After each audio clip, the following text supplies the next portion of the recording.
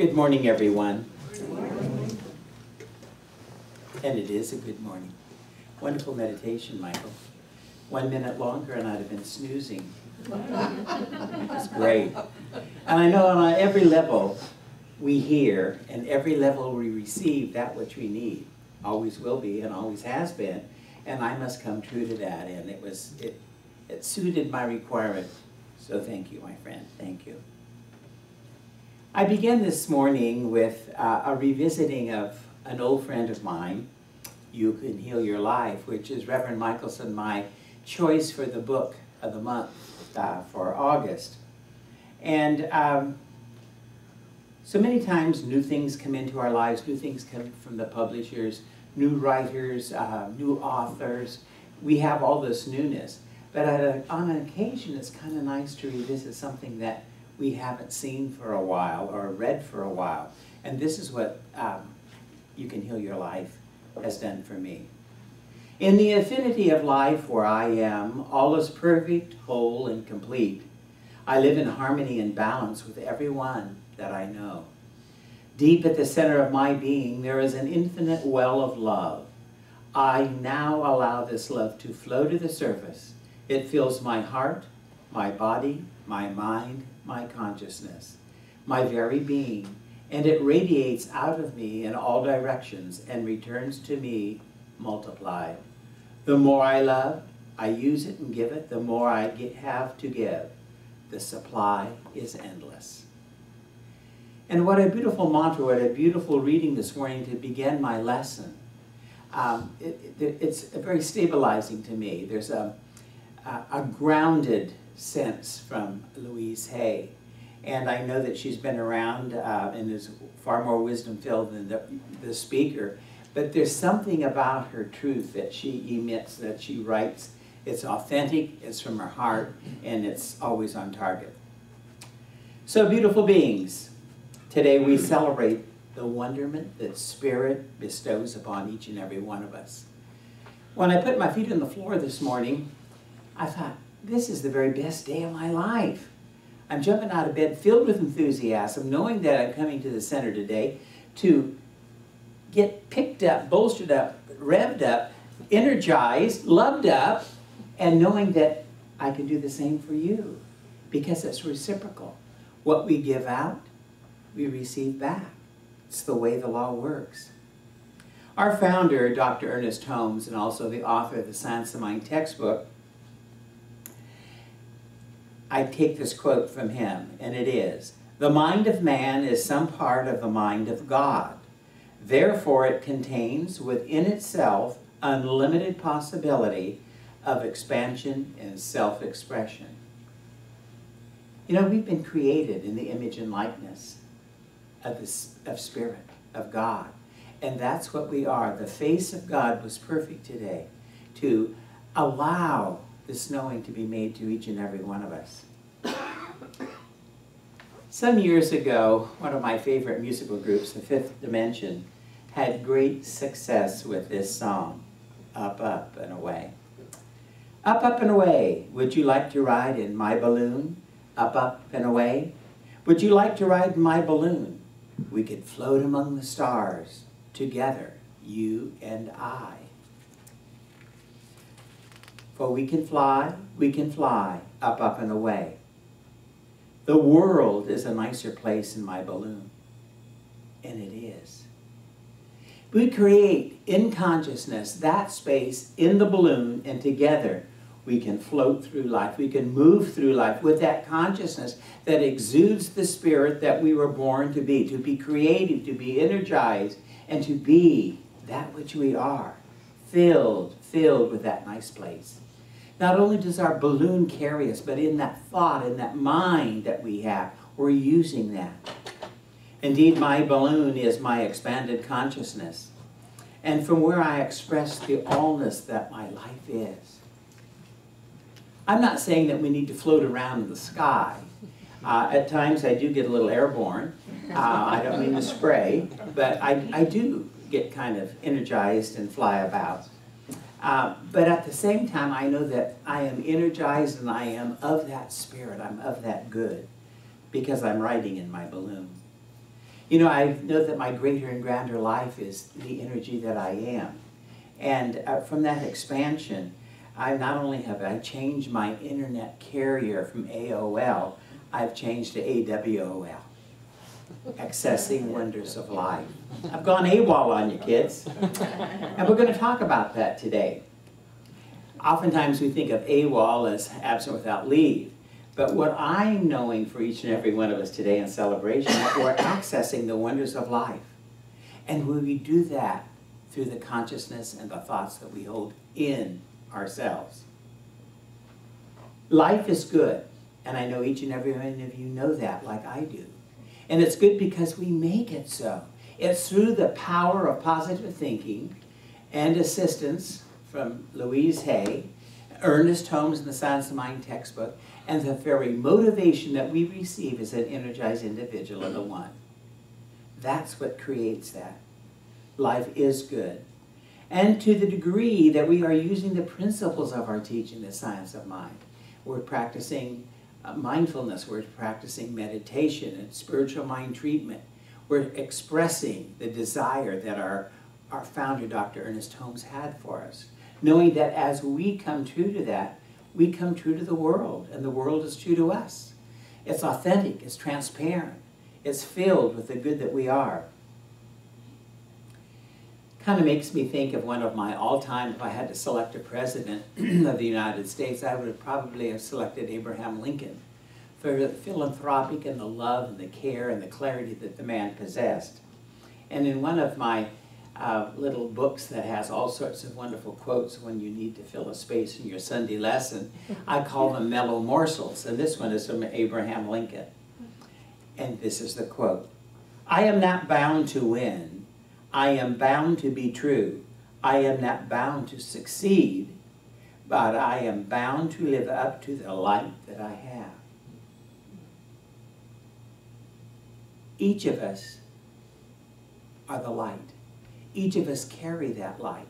That light is the depth of our soul being expressed. We're illumination. We light up the world. And when you're light up and you're in that balloon, just imagine what can be accomplished through the desire of living the principles and using the principles as we fly on our balloon, up, up, and away. We access the wonders of life. And how do we do that? Through those positive tools that we teach here at the center. And if some of you have not read the textbook or ever used the textbook, sometime within the next few weeks, either use one or look at one in the bookstore, or ask to see one of ours. We always have them. It is such a foundation for my life. There's such truth and goodness in it for each and every one of us. But in order to extract that good, we have to use that good. It's like paying your way forward, and it's wonderful. I like to think that as we access this good, that it's much like viewing life through a kaleidoscope. And you know, Reverend Michael and I went to this wonderful anniversary party last night and never got home till 10 o'clock. So I was going to get all my props together, and I came to the center this morning early, and my kaleidoscope is in the drawer in the living room in a chest, right where it should be. It is not where I would like it to be, and that would be here. I shared that with Keith this morning, and he said, "Don't worry, Louie, everybody in the audience today, maybe 2 or 3 won't know what a kaleidoscope is, but I'm sure that you all remember when we were kids how we adjusted them. And you'd look around and you'd look to the light, and it'd be those magnificent colors, those magnificent patterns. And just with a twist or a turn or a tweak, we could make it all new, all pretty, and all perfect. And that's how we view life through a kaleidoscope. You know, mentally and visually, we humans rearrange things. And it's with that clarity in mind and that kaleidoscope thought that I come to realize that every single day is exactly how we choose to make it. I prefer colorful ways, like the bouquet today. I'm not too much of a beige person, not that anything's wrong with beige, but I like to lighten up and color up the world. And I was seeing in the paper, just I think it was yesterday, about a young man that's doing a study here at one of the facilities, a memory loss facility here in town, how they're using art and color to make that connection and allow that dementia, even though it is diminishing your thought, but allow it to come forth and call forth into the colorful beings that we are. So I know that we see that life through those lenses of that kaleidoscope.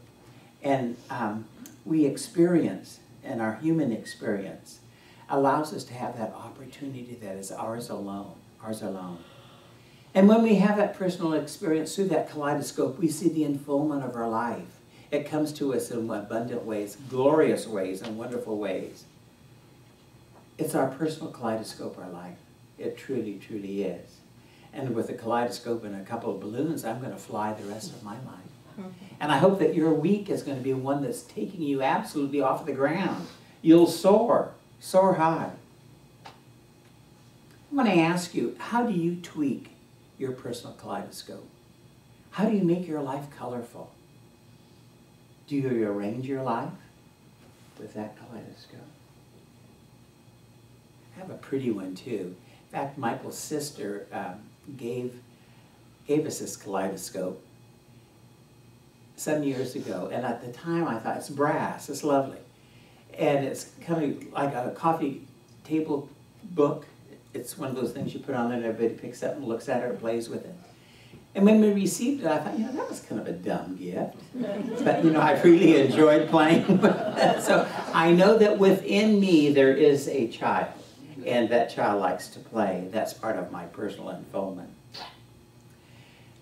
But when I rearrange things, if it isn't in compatible harmony with the universe and with my teaching, I have some distraction and have some opportunities to see and allow Spirit to do its good work. Because all of us are only channels. We're all conduit for Spirit here on the planet. That what we do, we're doing for a higher power. When we choose to access our world through the wonders of life, that we are doing Spirit's good job, its good work. At times our lives may seem a little bit askew, and there was a time in my life this morning and I knew that we weren't going to have a pianist, and our musician, our vocalist wasn't going to be here. I might have gotten a little puckered. But you know what? It's such an opportunity to hoof it. Do what you can do and make the best of it. And that's what life is. We're following the dream. We're following the ride in the balloon. When things seem a little off-kilter, and if we do not make the adjustment that serves our purpose to its 9th degree, we have that opportunity to know that that kaleidoscope, just by twisting it, will rearrange it. And it corrects and allows things to be on a more colorful, balanced measure. As we access the wonders of life, our thoughts befriend us. Our mind is our very best friend. We sift, we sort, we filter, we do. And I know that as we do that, like the kaleidoscope, that the moment that we invest in the process of directing our spiritual use to its highest good, that we have a happier, everlasting measure for self-expression. We're placed on the earth to be happy. We're placed on the earth to serve. And numerous times, I like to think of it, and all of last week it was that way, or the week before last at Asilomar. Every speaker spoke of service, that we are on the planet to serve, that each and one of us are here to serve and to be in a community, to be in unity and to express that from a love. And one of the things that I always think that all of us, as I look out today, that I look at all the colors and the clothing and such. We are a tapestry. We're woven, we're interwoven, and that we're like a Persian rug. There's a passive side. There's an abrasive side. The passive side of a nice silk rug is smooth, feels good. And then when you abrase that, it sort of brings up the feathers. And just like humans, some of us are more passive, some are more abrasive. But if it happens, we have the ability to change that and redirect it and know that they might have gotten puckered up because the musician didn't show up. It all works in that perfect divine plan.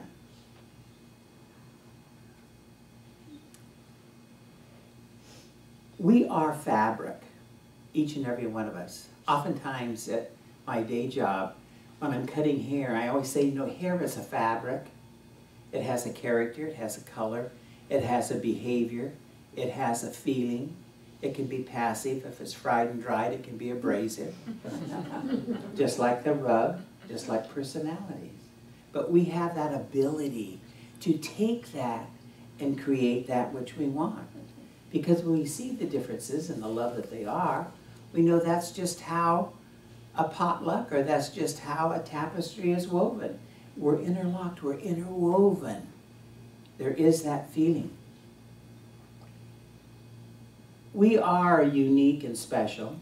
We've been placed on the planet to do this good work. So I would suggest that as you do this good work, that you go AWOL.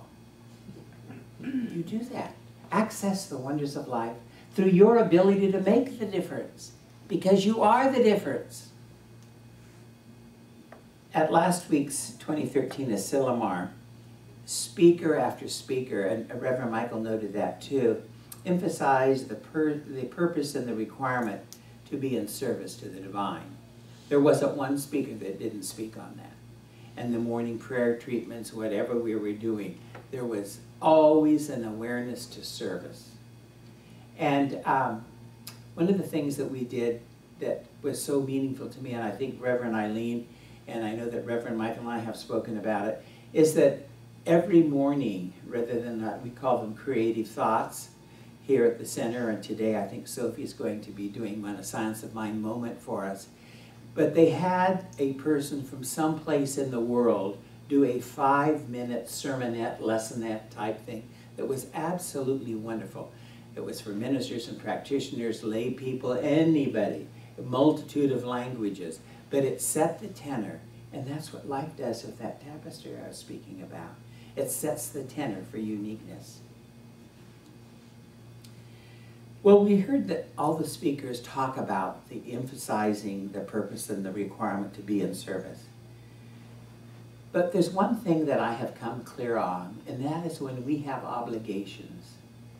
When we have not only spiritual obligations, but family obligations, monetary obligations, like the house payment, the PG&E, going to the grocery store, that there is a need in life to have things in order, and you have to have a little money in your pocket. And that'd be like me scanning through the counter at Safeway and trying to give them a gladiola. It's not going to work. Safeway, PG&E, and the bank wants cash.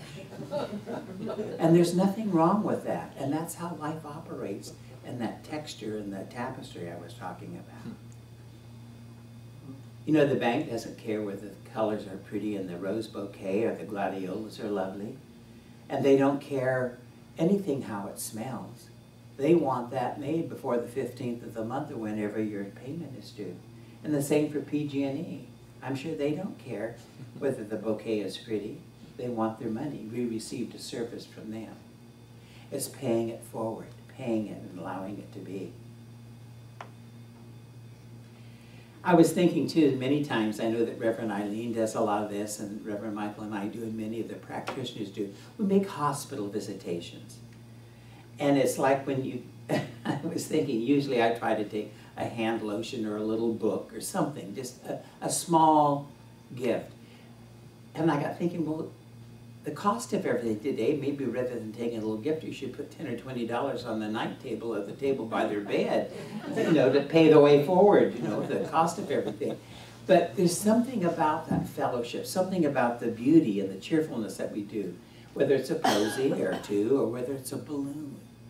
It's when we are in our sacred space doing what we're called to do, and that is to serve. I know as we move forward in life, we access our world through the wonderment of life, and it allows us to celebrate. And when we celebrate, we're doing a divine act. It's a ceremony. Living is a ceremony. And that we're in need to serve the community. I just think of like Joan and all the people that work on the Food Angel Committee, and Kathy that coordinates it, and Karen and Nancy, and all the people that work on it. It's that tapestry. When you look at each one of those individuals, that's why the tapestry is woven. Because each bring the taste, each bring the color, and each brings that dynamic thing that is their personality. I'm knowing too that we all have a prosperity consciousness, be it either in relationships, monetarily, emotionally. We all are prospered. We're prospered by the right use of our thinking and the principles that we teach here at the center. And I'm knowing that it's your wish, and your wish is granted through the use of our spiritual tools.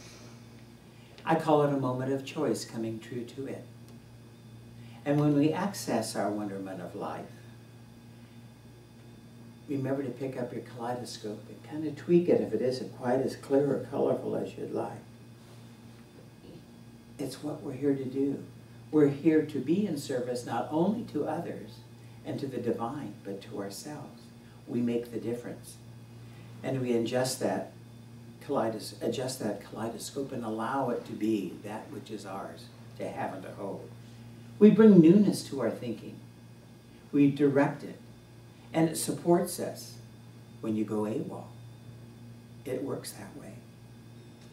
So as I wind down on my lesson, I want you beautiful beings to know that whatever it takes, if you need a new internet server, if you need a direction of the Science of Mind principles, if you need to visit with a practitioner, if you need to visit with one of your spiritual leaders here on the team at the center, whatever it is, or you're going to go fly in a balloon, whatever it takes, solution that which is you're in requirement of.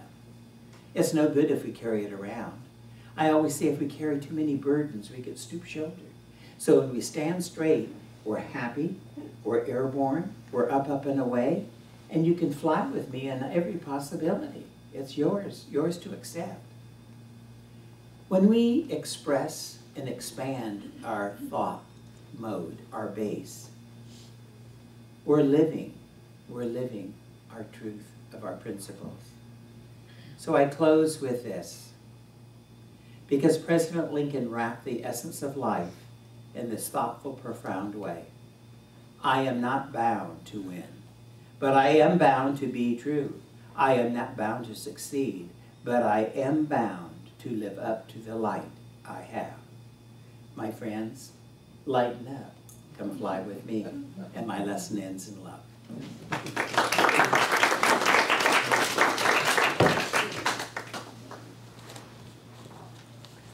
Well, this is our Science of Mind moment. And Miss Sophie, would you like to come and share with us